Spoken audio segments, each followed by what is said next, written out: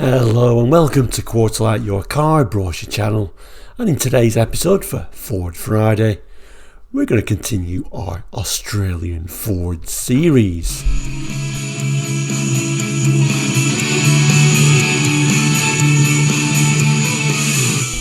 Hello and welcome back, and if you're new to Quarterlight, we're a car brochure channel here on YouTube looking at car brochures from around the world for the 60s, 70s, 80s and 90s, and occasionally we go beyond that spectrum as well. So if you're interested in cars and car brochures, please consider subscribing.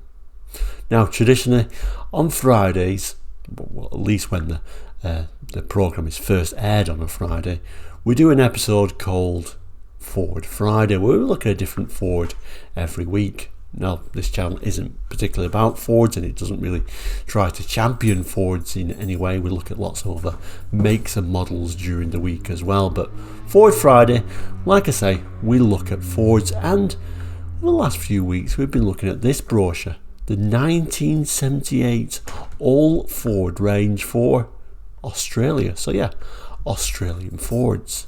First couple we looked at the Escorts and the Cortina. Obviously we had those in Europe as well, so we tried to compare how different the Australian versions of those cars were, and of course if you've missed those episodes you can see them in the back catalogue. Main difference of course was the engine sizes, traditionally much larger engines in Australia. Last week we looked at the Ford Falcon.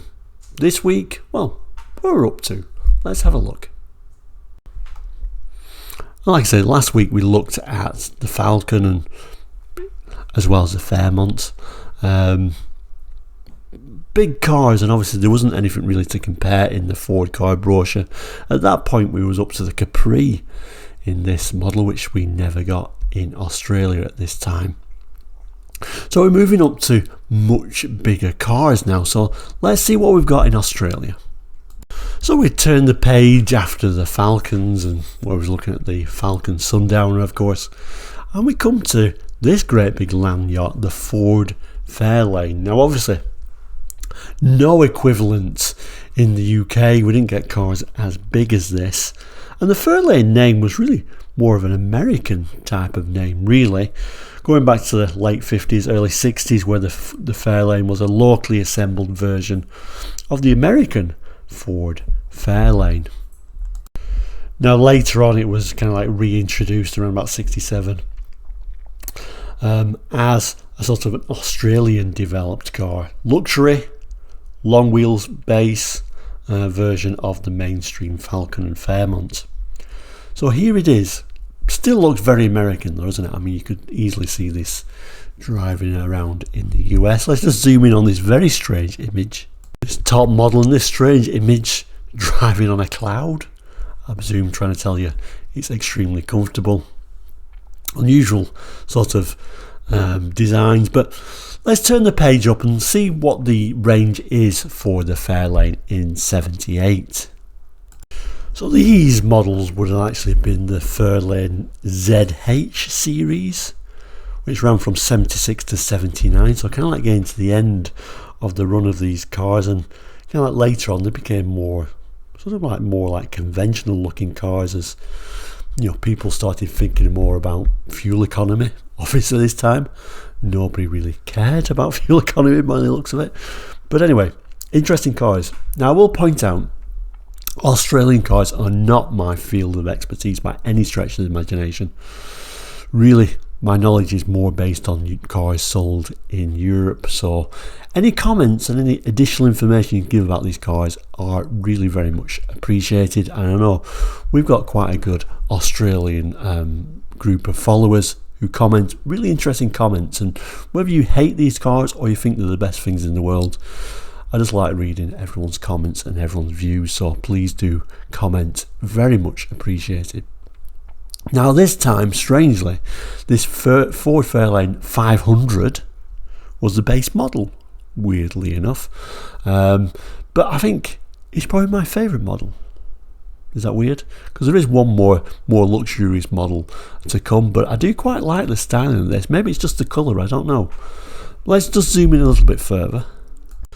So colour wise, it's difficult to tell if this is black or just a very dark sort of grey colour, but I do think it really suits the car, particularly with all that chrome on there.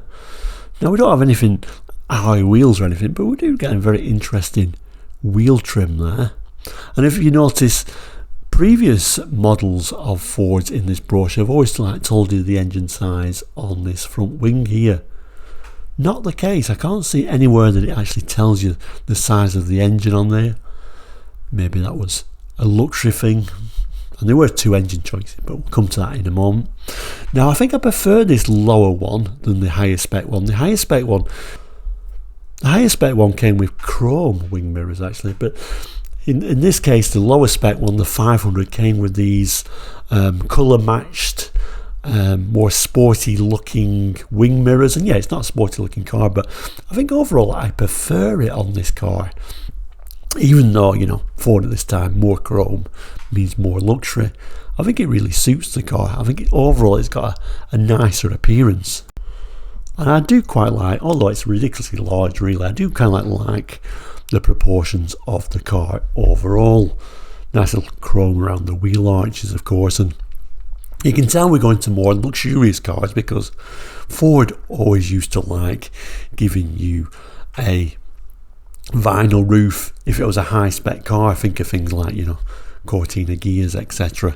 Vinyl roof meant, you know, you had something a bit special. But of course this is your base model Fairlane, but of course I guess Ford was saying, you know, this is luxury. So like I said, this is where you would normally get your engine size, but here it's quite simply a fancy script saying Fairlane. Look at the rear of the car with those interesting lights at the back there. Quite simply it's just saying Ford Fairlane, so not even a mention of 500 on there either, is it? So that's a little bit unusual. It doesn't really tell you what model it is as such, but like I say, I guess they were saying whatever Fairlane you got, you was getting a luxury motor car. Text wise, it tells you engineered for pleasure and performance. When a prestige motor car becomes as successful as Ford Fairlane, there have to be many reasons why. Today's Fairlane is the sequel to the bestseller. Fairlane 500 has the impressive appearance and distinctive styling that helps set it apart from other cars.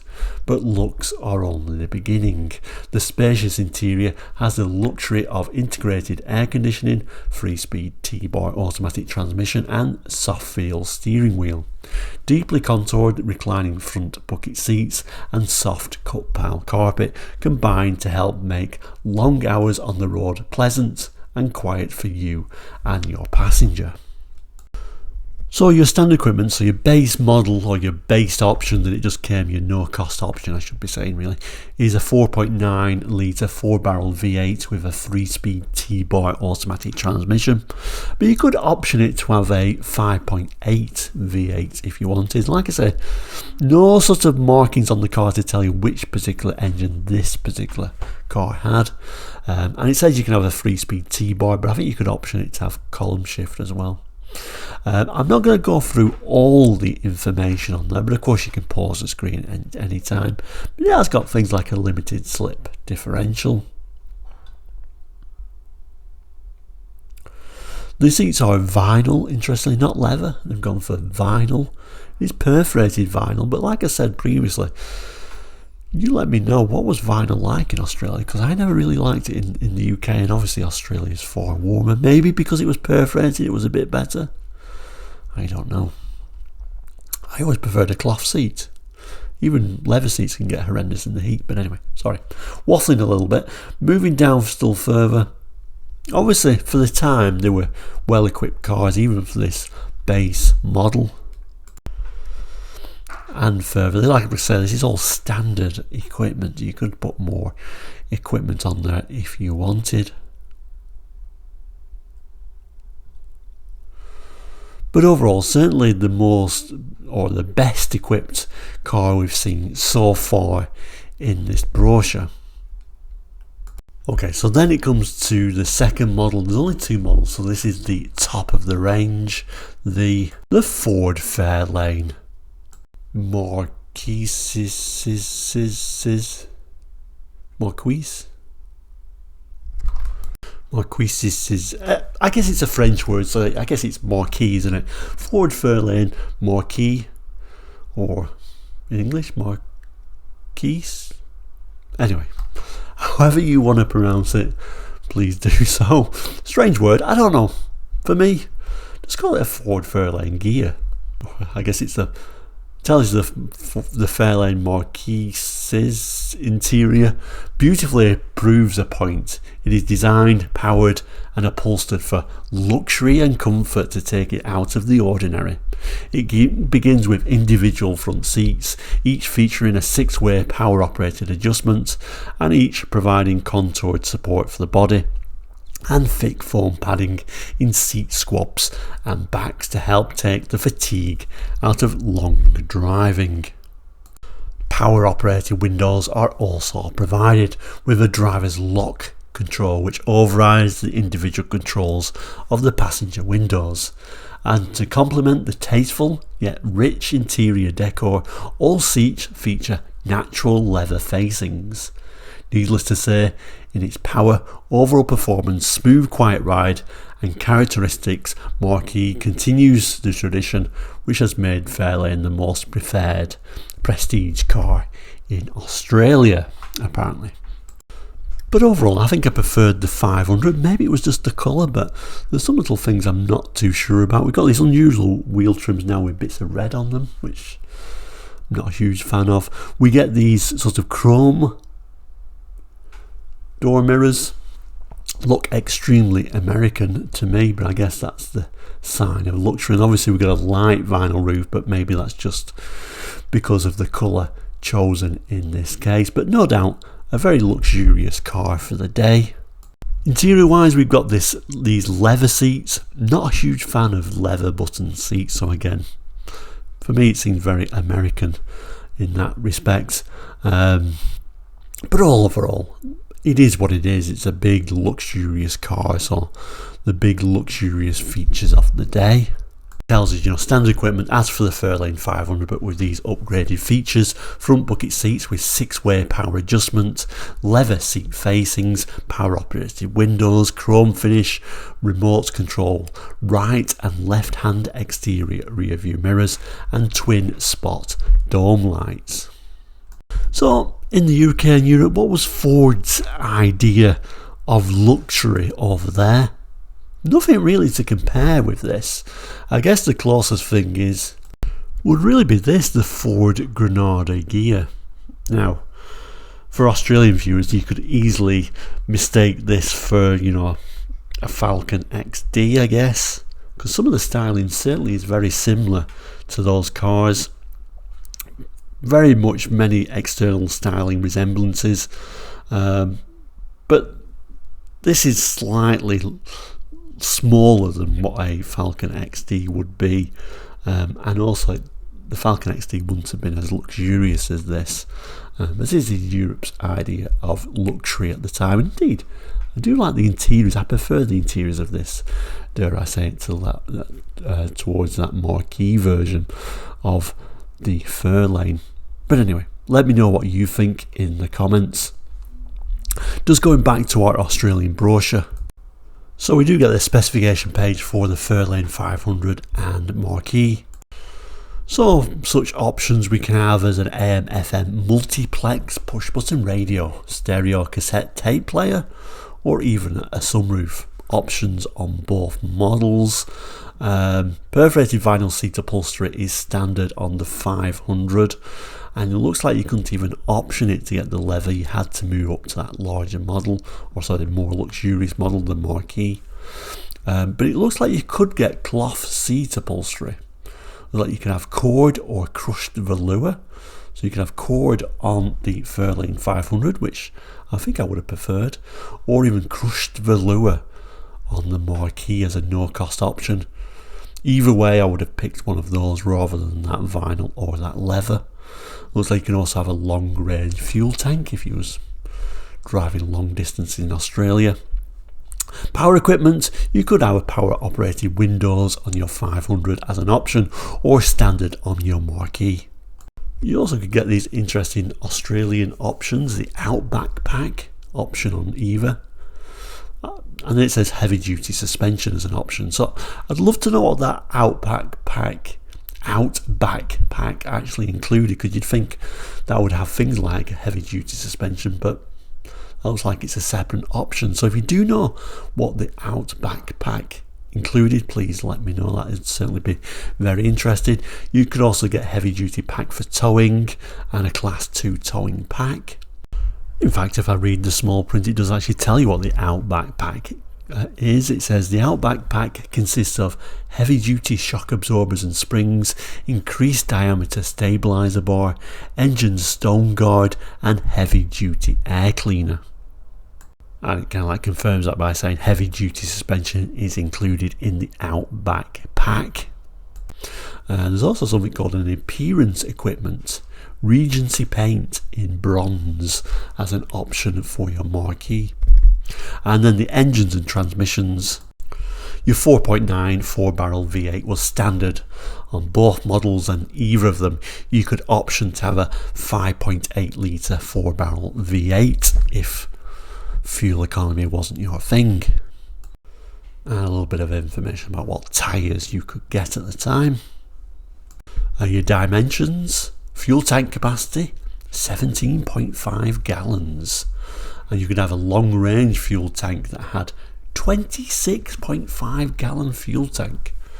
Isn't that something? So fuel economy, not fuel economy, because we're forgetting about fuel economy with this car.